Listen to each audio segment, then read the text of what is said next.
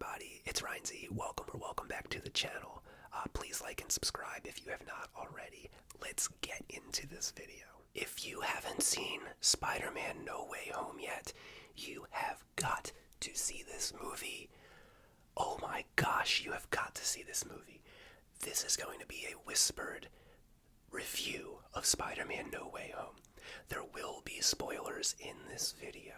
If you plan on seeing this movie, do not watch this video yet. I'm going to give you 10 seconds of hand sounds to get out of this video, because once again, this video will spoil Spider-Man No Way Home. This video will spoil Spider-Man No Way Home. 10 seconds of hand sounds, starting now.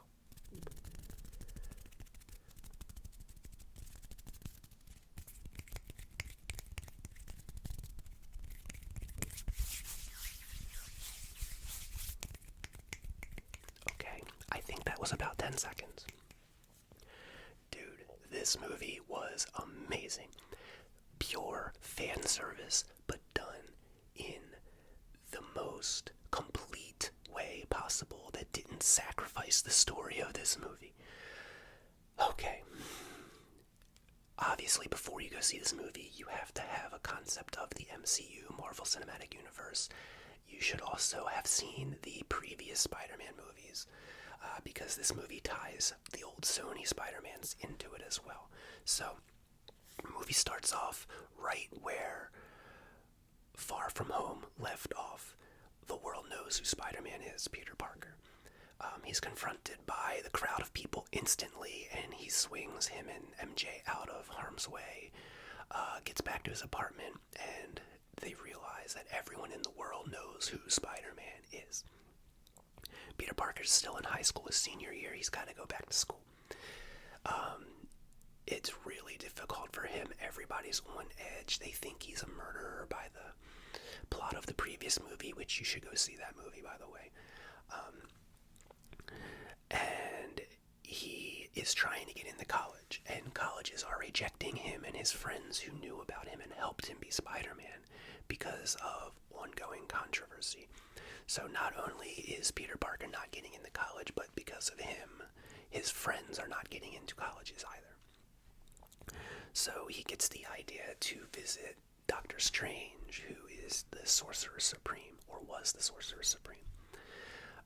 And he wants to cast a spell to make everybody forget who Spider-Man is. Dr. Strange and Wong reluctantly agree, and they start the spell. But mid-spell, Peter starts to change the parameters. He wants MJ to remember him. He wants his best friend Ned to remember him. He wants his Aunt May to remember him, and Happy Hogan to remember him. And he keeps changing the spell, and eventually the spell gets out of control and breaks. It altered the spell. Instead of making people forget who he was, it broke the fabric of space-time and the multiverse, and it started bringing entities and people into their universe who knew who Peter Parker was, who knew who Spider-Man was in their universes. So, Doctor Strange closed the spell off pretty quickly, but too late, because several villains and violent people who knew who Spider-Man was came to this universe and are now hunting Peter Parker. There's a huge battle on the bridge where you meet Dr. Otto Octavius, Dr. Octopus from the comic books, also Green Goblin. Peter is able to stop Dr. Octavius from attacking people on the bridge by putting some of his suit onto his arms and taking control of them. Meanwhile, the Green Goblin gets away. A plan is concocted with magic in his suit to capture the other entities who came into this universe, which Peter is successful in doing, and those are the Sandman, Electro, and the Lizard.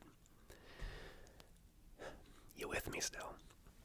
I know this is crazy. If you don't like comic books, you probably won't get anything out of this review, but it's still a relaxing review, relaxing whispered video.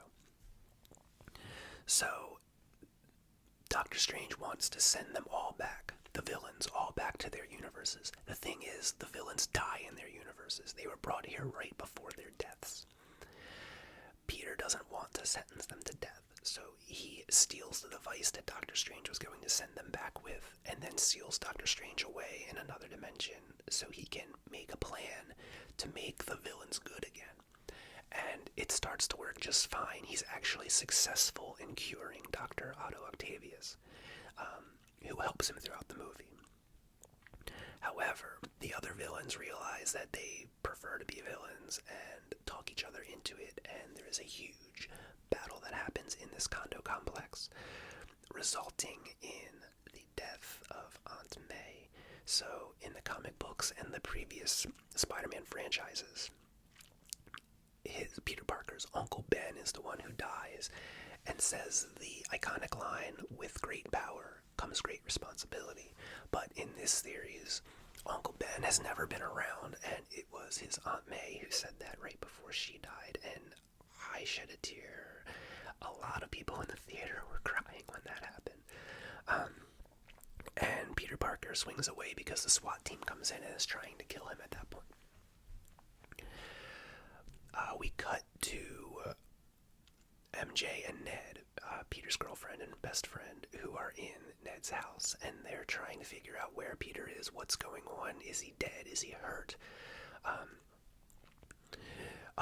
actually forgot this part. When Spider-Man locked Doctor Strange away, he stole his ring from his hand, his sling ring, and that magical ring is what allows him to open portals to other dimensions and other places on Earth and other universes. Back in Ned's house, Ned has that ring, and he moves his hand and some sparks fly, and he realizes that he has the power to open portals. And he accidentally opens a portal while saying, "I want to see Spider-Man." And a portal opens, and there he is. Spider-Man is in that portal, in an alley. But he looks hesitant, and Spider-Man walks in, and I still can't believe it. It was Andrew Garfield Spider-Man from the Amazing Spider-Man series. I can't believe they actually did it. I can't believe it. We're getting a Spider-Verse movie. Holy cow. The theater erupted at this part. It was crazy. It was crazy. So, of course, MJ and Ned are skeptical. They don't know who this is. They don't trust him. They make him crawl on a ceiling to prove that he's Spider-Man.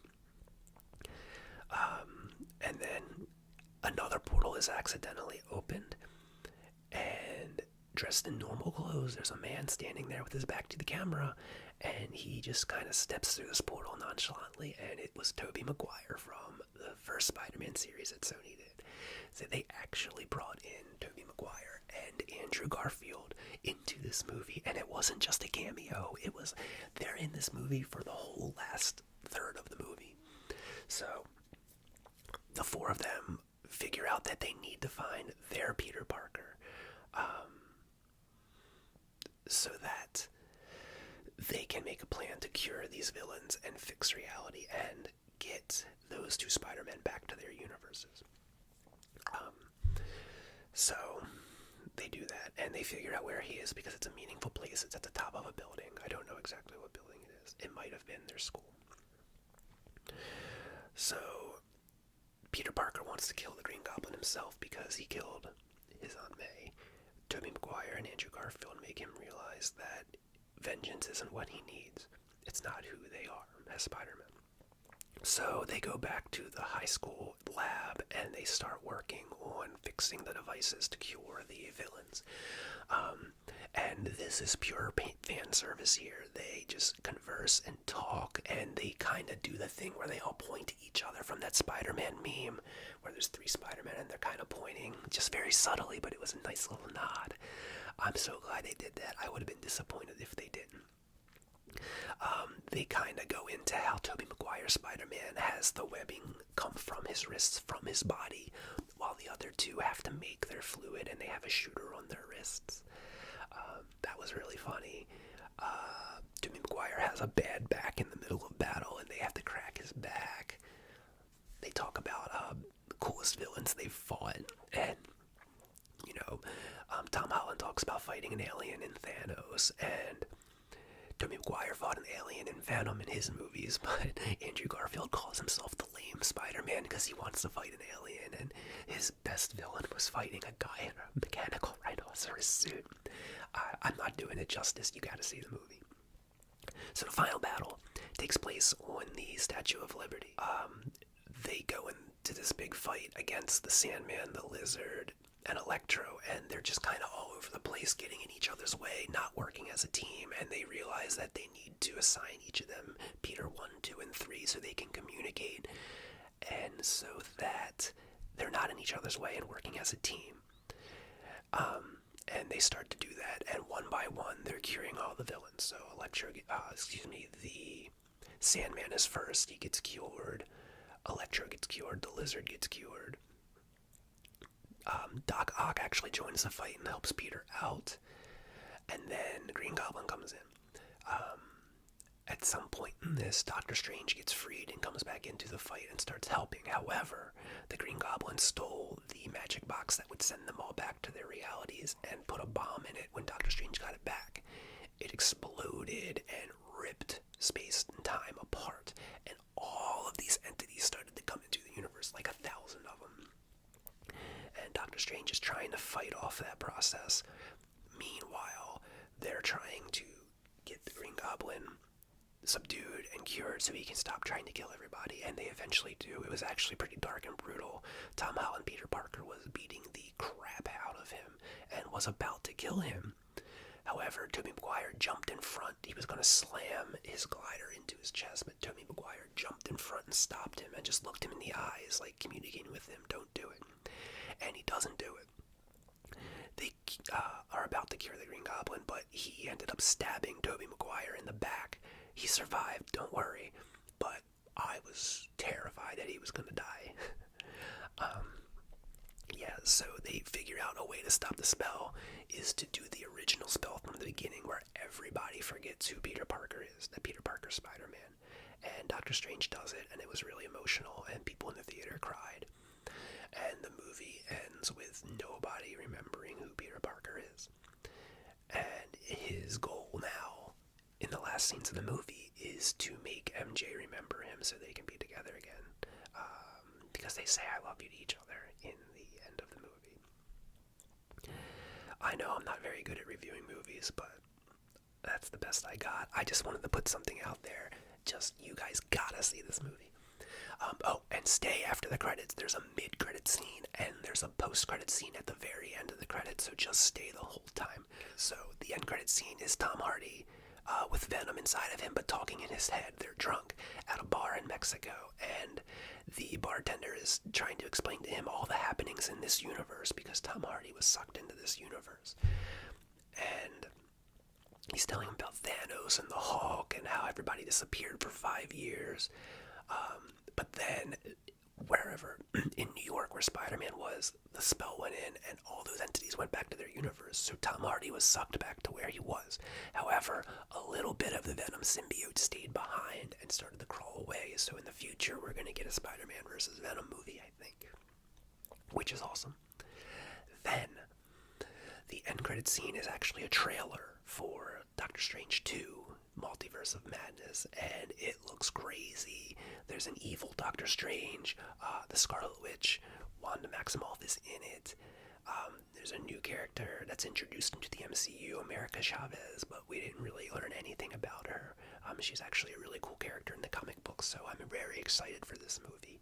And it looks pretty dark because there's an evil Doctor Strange in it, and they're tying the Disney Plus series What If, the animated series, into this as MCU canon. So if you haven't watched What If, you need to watch that too. It was awesome. It's right up there with Infinity War and Endgame for me, and it's one of the best superhero movies of all time. I've already seen it twice. It's been out for 2 days and I've seen it twice. I actually saw it twice in less than 24 hours. Once with my best friend Brian and once with my wife. So, you gotta go see it. See this movie. It was awesome. I can't wait until I can see it again when it comes out. I'm not gonna pay insane movie theater prices to see it a third time. I'll wait until it's on TV. But it was awesome. Go see this movie. Thank you for watching my channel. Please like and subscribe, and I will see you guys next time.